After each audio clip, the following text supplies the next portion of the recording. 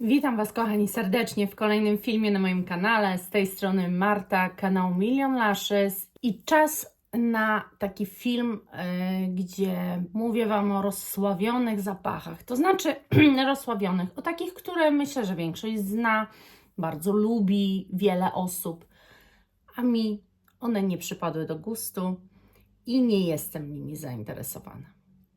Zapraszam.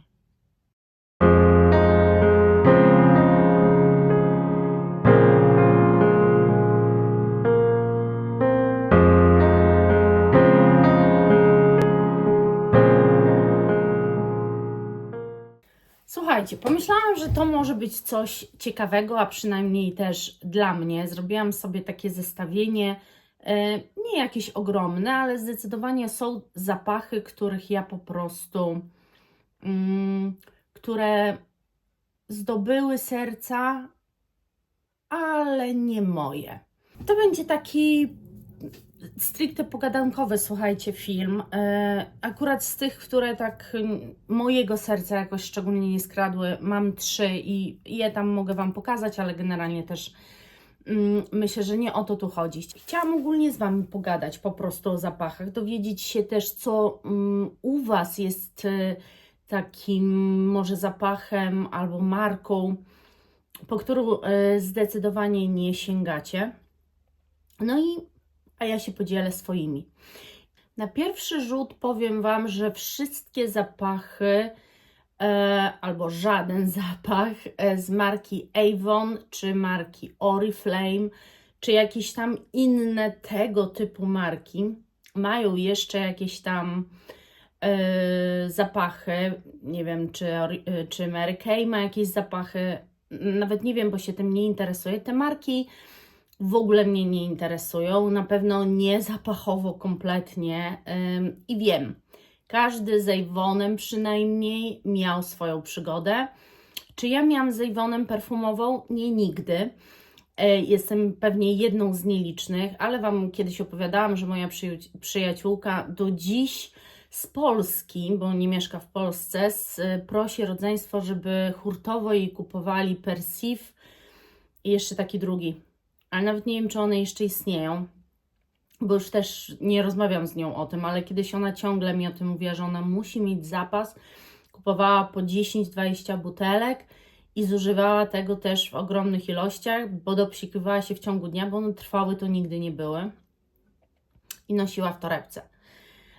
I ona je uwielbiała, Pour Blanc, o.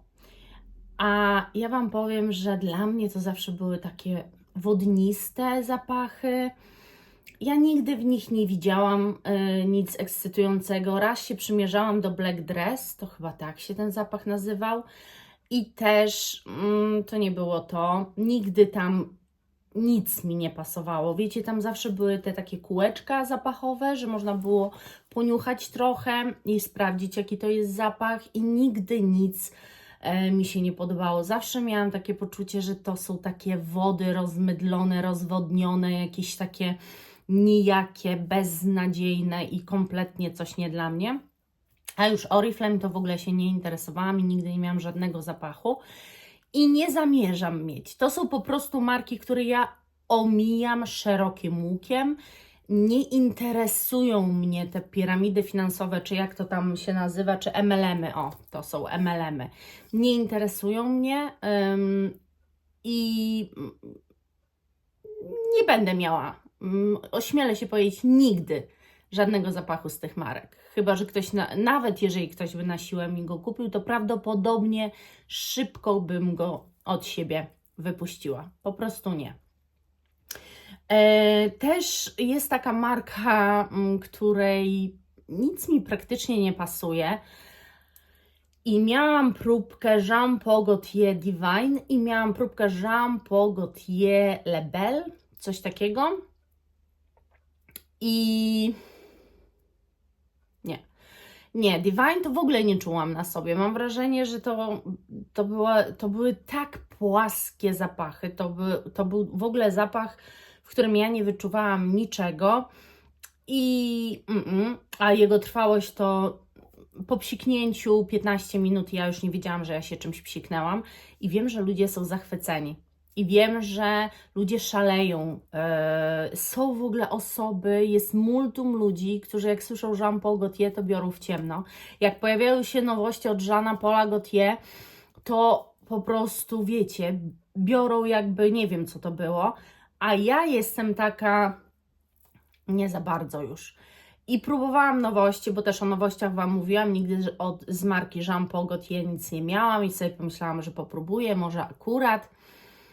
I nie, to nie jest moja bajka, to nie są zapachy, ani ten label, ani ten Divine kompletnie przypisane mi, to jest nuda, tam się nic zbyt wielkiego nie dzieje, są bardzo prosto tworzone, tak jak mówię, jeżeli chodzi o w ogóle te torsy kobiecy, a męski, to męskie naprawdę są spoko i mi się podobają, ale te damskie woda. Dla mnie tam nie ma nic ciekawego, nic interesującego, trwałość dla mnie praktycznie zerowa, więc absolutnie nie. Marka Moschino i to są te zapachy Toy 2.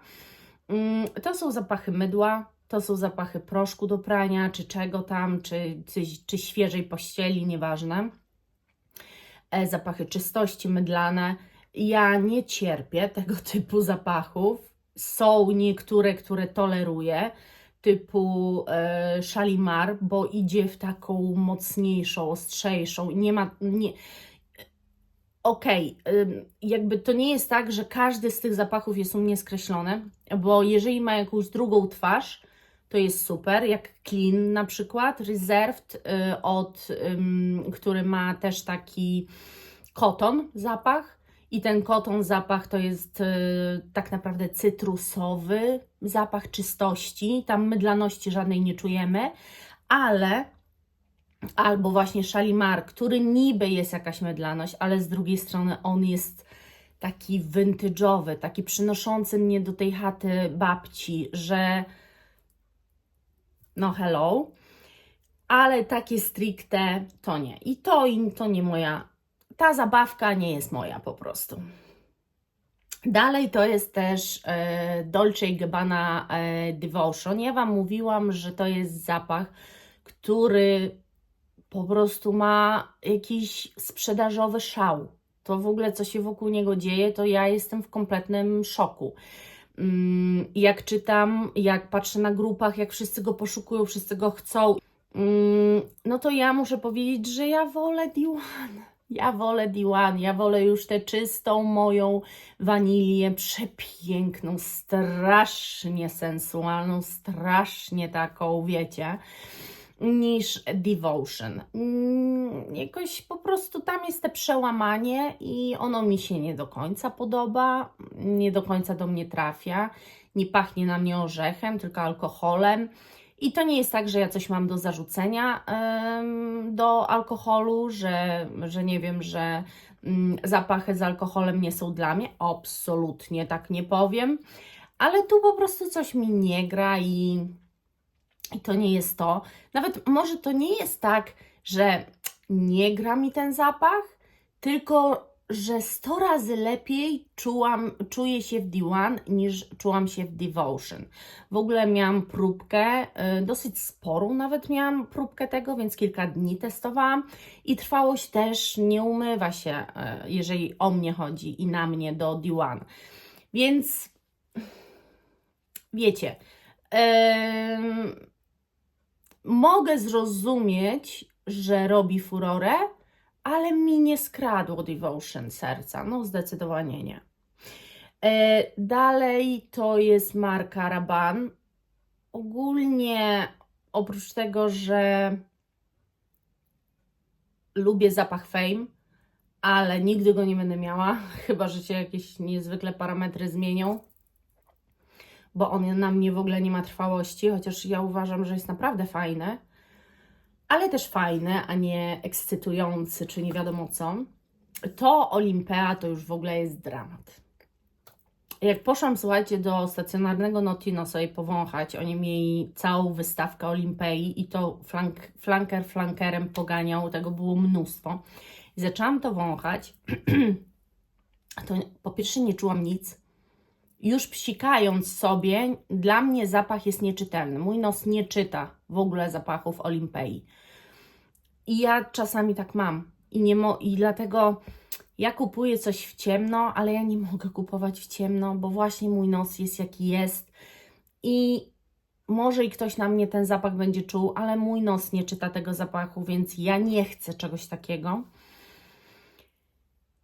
I powiem Wam, że no ja tam się pogubiłam. No ale dobra, pomyślałam sobie, może zróbmy inaczej. Do jakichś zakupów, gdzie będzie możliwość, poproszę po prostu o Olimpeę próbkę. Miałam kilka tych Olimpei i nadal to samo jest. Mój nos nie czyta nut Olimpei. Kompletnie dla mojego nosa zapach jest niewidoczny. Ja wiem, że to śmiesznie brzmi, ale to są takie przenośnie. I nie wiem, ludzie się zachwycają, ludzie uwielbiają Olimpeę. Wiem, że ma ogrom zwolenników, wiem, że niektórzy się mogą oburzyć, że jak to jest nietrwała, jest tak trwała. Znam też wiele osób, na których Olimpea jest kompletnie nietrwała, wyczuwają zapach, ale jest nietrwała, a ja nawet nie mogę nic powiedzieć o trwałości, bo mój nos nie czyta tych zapachów w ogóle, więc dla mnie... Kolejnym takim zapachem to są zapachy Chloe. Ja Wam kiedyś mówiłam, Chloe by Chloe to w ogóle jest masakra, a ostatnio testowałam tą nowość z tego roku i to jest Chloe by Chloe Intense, wersja Intense właśnie, Eau de Parfum Intense chyba, tak? I ona jest Intense. To jest dosyć trwały, dobry zapach, muszę przyznać, ale jest tak mydlany, że żygać się chce mi, jak go na sobie czuję. Jak go testowałam, to błagałam, żebym przestała czuć ten zapach. Tak bardzo mnie drażnią te nuty, tak mocno mnie to irytuje. Ja po prostu nie lubię pachnieć świeżością. Co innego jest wyjść spod prysznica i tak pachnieć fajnie, być nabalsamowanym i fajnie pachnieć, a co innego jest czuć te mydło na sobie cały dzień. Ja mam wrażenie, że po prostu aż mi tak niedobrze, tak podchodzi mi pod szyję, niedobrze mi się robi. Także Chloe by Chloe w ogóle, a Nomade z kolei wydaje się lepszą wersją, bo jest jakiś, na pewno jest to woda jakaś, ale Nomade z kolei, ten taki podstawowy, nie ma na mnie trwałości. Jest jakiś taki, no jest niby do 5 godzin, co mnie już nie do końca zadawala. Chociaż mam takie zapachy i staram się jakoś to tolerować, ale ciężko mi to przychodzi. Natomiast generalnie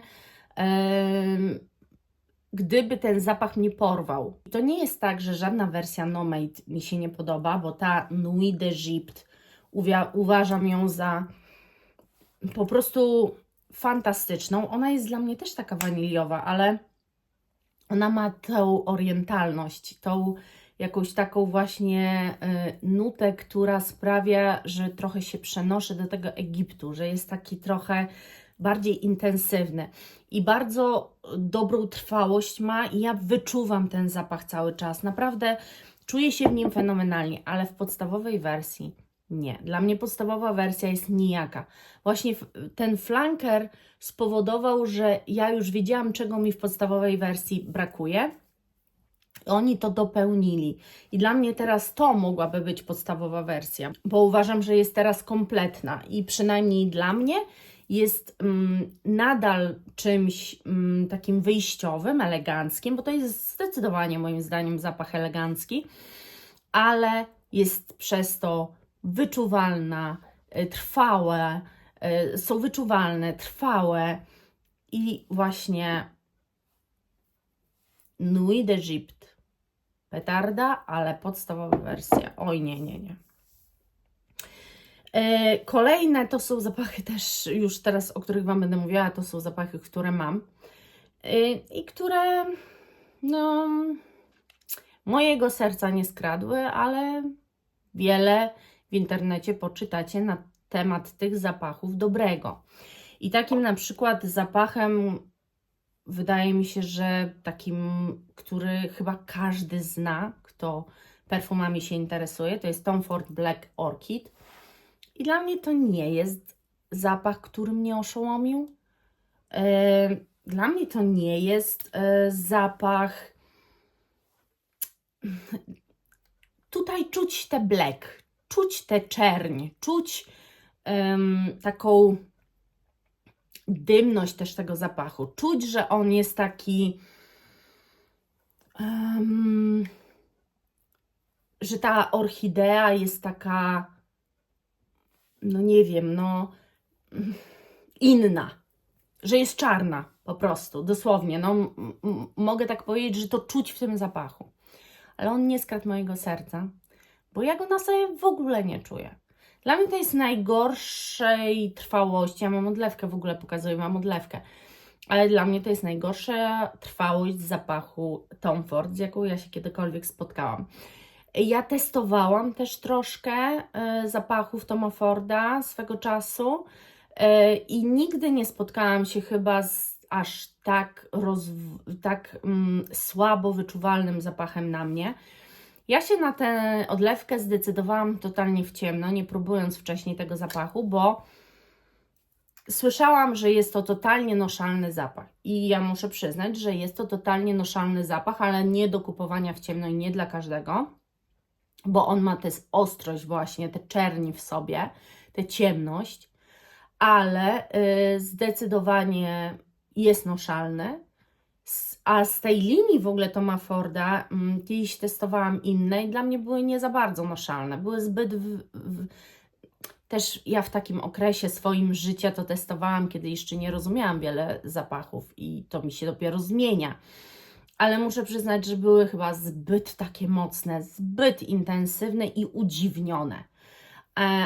I się spodziewałam, że kupię go sobie, bo skoro wszyscy mówią, że jest noszalny i jest noszalny, to jakość Toma Forda zawsze sobie ceniłam. A tutaj jakby nie wiem, czy ja dostałam do dupy odlewkę? Myślę, że nie. Myślę, że nie chodzi tu w ogóle o odlewkę. Ja mam takie poczucie, że tu odlewka jest ok. Ja na zapachniści nigdy się nie zawiodłam, słuchajcie. Wszystkie zapachy z zapachniści, które mam, to są petardy. Naprawdę jakościowo to jest mam takie poczucie, że to jest odlewane z oryginalnego flakonu. I tu też czuję bardzo dobrą jakość składników. Ale mój nos po pewnym czasie tego zapachu totalnie nie wyczuwa. I czy inni wyczuwają? Jak Wojtka zapytam, to mówi, że nie bardzo coś. Coś mówi gdzieś mgiełkowo, ale generalnie nie wie, co to nawet. No i dlatego jest jak jest. A kolejnym takim zapachem, który też wszyscy znają oczywiście, to jest Black Opium YSL. Potrafią jeszcze do tej pory niektórzy nawet prosić o odlewki tego zapachu. Ja to mam coś takiego, słuchajcie, że jak proszę o odlewkę, to raczej o taki zapach, gdzie cena zabija bardziej, gdzie jest taki mocno nieprzystępny, albo gdzie właśnie w ogóle jest niedostępny tu. Tylko jest gdzieś sprowadzany, ktoś skądś ma, bo gdzieś jechał, kupił i odlewa.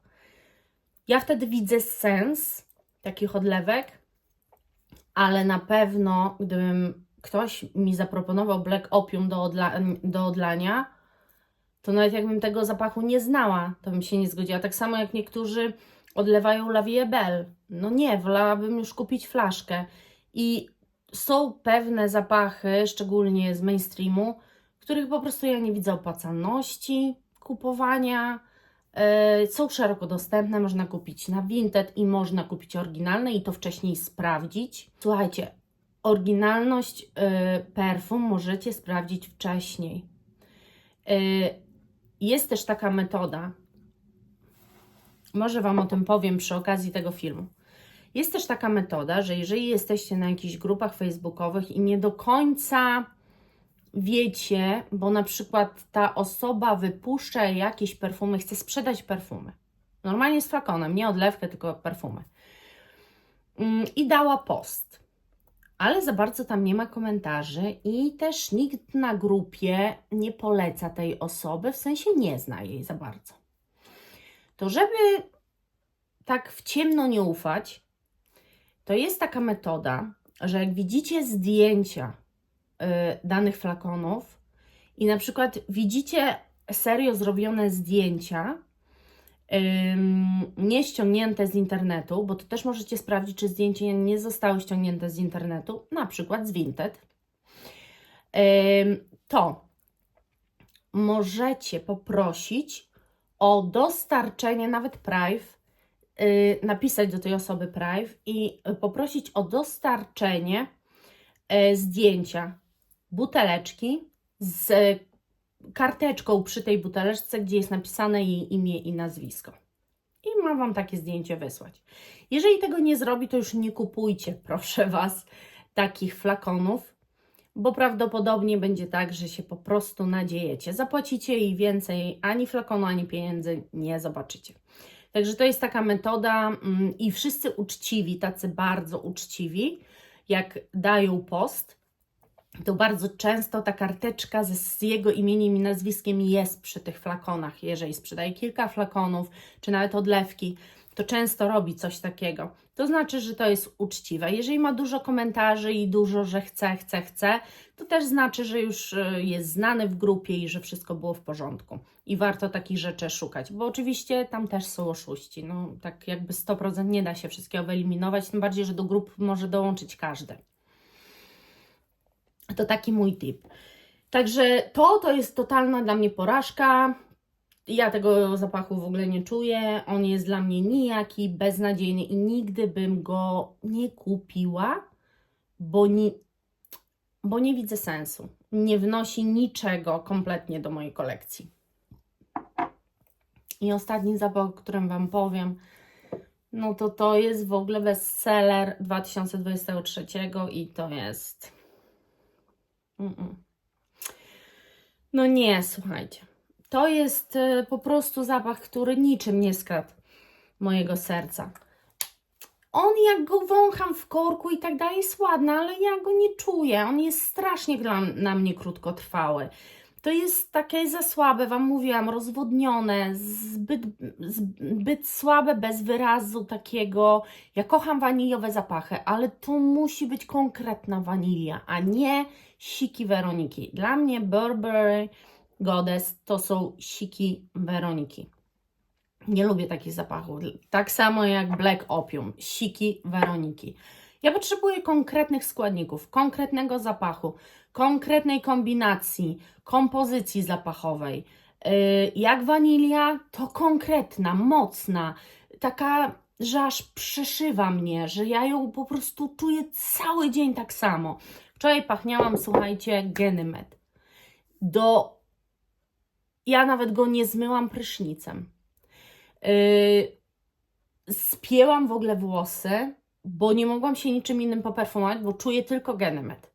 Więc związałam sobie włosy, żeby dzisiaj się popsikać czymś innym i dzisiaj pachnę Boho Boko Mushrooms, Magic Mushrooms.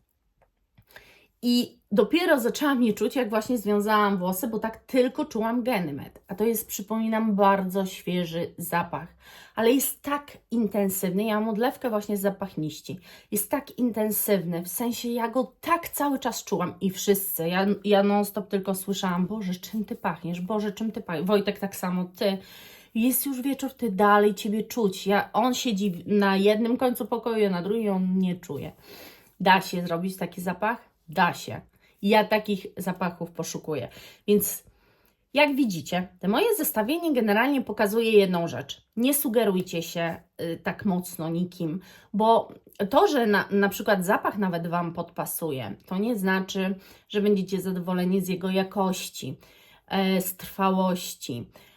To, że na przykład trwałość będzie super, ale może Was zabić aż intensywność zapachu, albo jakaś jedna nuta, która Wam się strasznie będzie wybijała i będzie Wam przeszkadzała.